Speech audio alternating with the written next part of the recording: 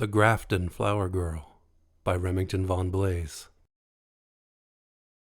In the fall of 1994, a traveling salesman named Don Parrington checks into a hotel in rural West Virginia. He'd been driving all day and was tired by the time that he arrived at the Chryslip Hotel in Grafton, a small, mostly forgotten railroad town that seemed cut off from the entire world. It is close to midnight when he goes into the office to rent a room for the night. As he talks to the woman working there, he asks her if there is a phone he can use. He tells her that he saw something while driving on Route 310 just a little while ago, and it worried him. He mentioned he would like to call the police. The woman working in the office tells him there is a phone in the hotel lounge, and he can use it if he asks the bartender. He collects his key, pays for the room, and goes straight to the lounge. The bartender looks concerned as he hands Dan the phone to call the police. Dan tells the dispatch officer on the phone about the situation and tells him that he is in the lounge at the hotel. The dispatcher tells Dan that they are sending an officer there right away.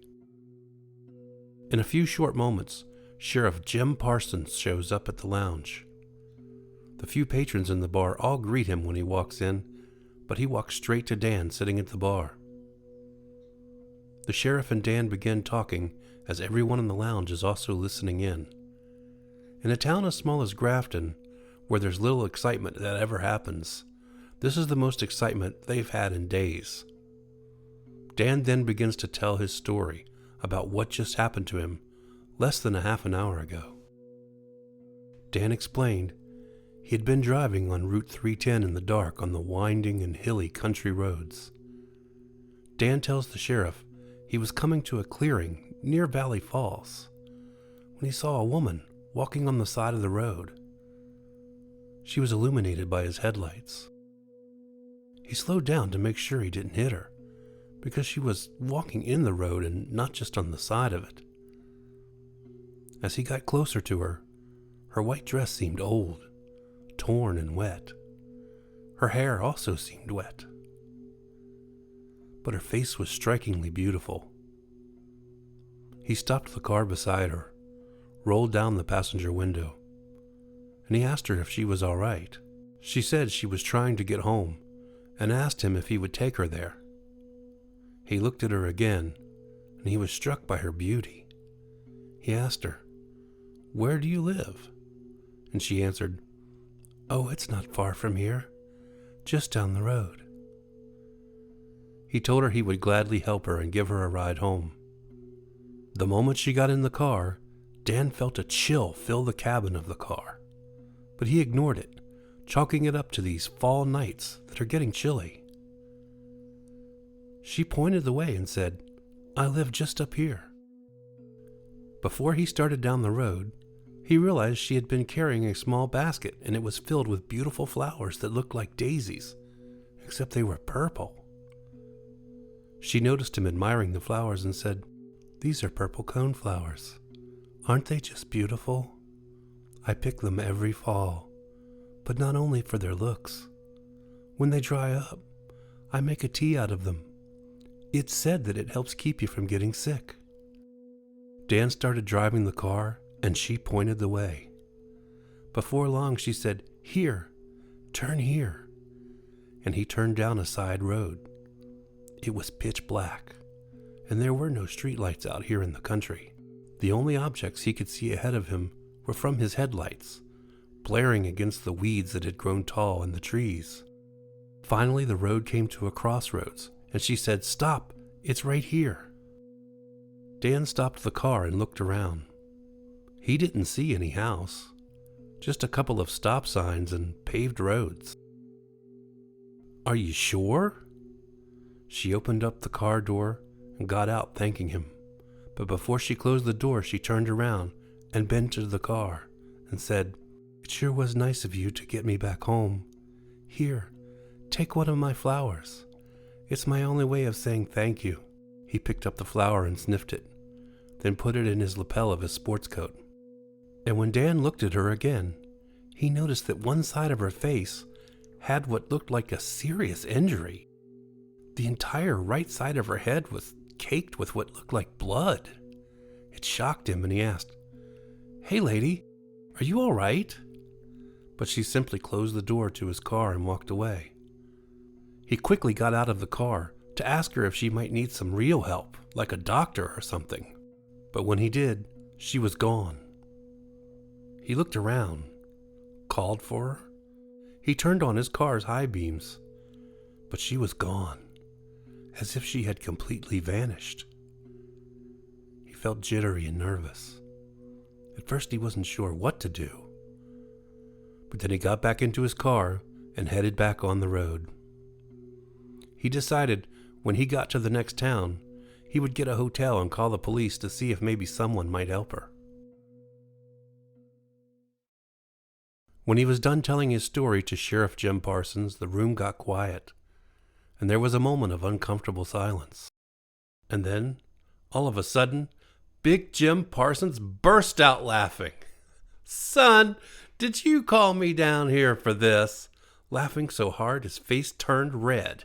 The few listening patrons sitting nearby also began to chuckle. The bartender just stood there staring at Dan's face with a cold look in his eyes. The sheriff clapped Dan on the back and said, "Son, I ought to ticket you for wasting taxpayer money with that little trick. Did you think you were going to send me and a bunch of my deputies on some wild goose chase through the countryside looking for the Grafton ghost flower girl?" To this, the patrons also started laughing a little bit louder. Dan looked puzzled, shocked, and asked the sheriff, "What on earth are you talking about?" And then the sheriff replied, "Son, the ghost flower girl story, that's as old as the Tigert River herself. It's an old ghost story that all the kids in Taylor County tell when camping in the woods. Everybody in this town knows a version of that story. It was something that happened 100 years ago. A pretty girl was out picking flowers in a field by the road.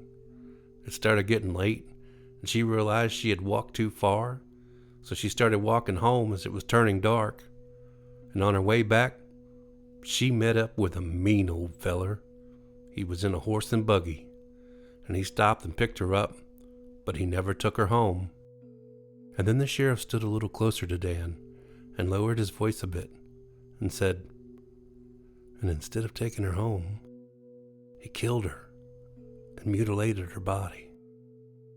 And then he left her dead along the side of the road in a pool of her own blood. He was said to be one of the first serial killers in the state of West Virginia. They finally caught up with him after a string of other crimes, and they hung him by the neck in Charleston. The story is always the same. Someone sees a beautiful girl in an old white dress hitchhiking on the side of the road, carrying a basket of flowers, and she asks to be taken to her home. And when they get there, the story typically ends with the ghost girl leading men out to a deserted part of the countryside where she leans in and gets closer. And she grabs her victims like this." The sheriff grabbed at Dan's shoulder for effect. It worked because he literally caused Dan to jump out of his seat a little. Dan looked at the sheriff and suddenly felt confused and maybe a little stupid. Then he remembered the flower on his lapel. Dan exclaimed, "Well, what about this flower?" The sheriff scoffed, and he walked out of the door to the lounge into the night. Dan looked at the flower in his hand, and then back to the beer that the bartender had given him. As Dan took a drink, the other patrons also left the lounge, and now it was just Dan and the bartender. The bartender stepped up closer to Dan, looking at him with a cold, dark stare.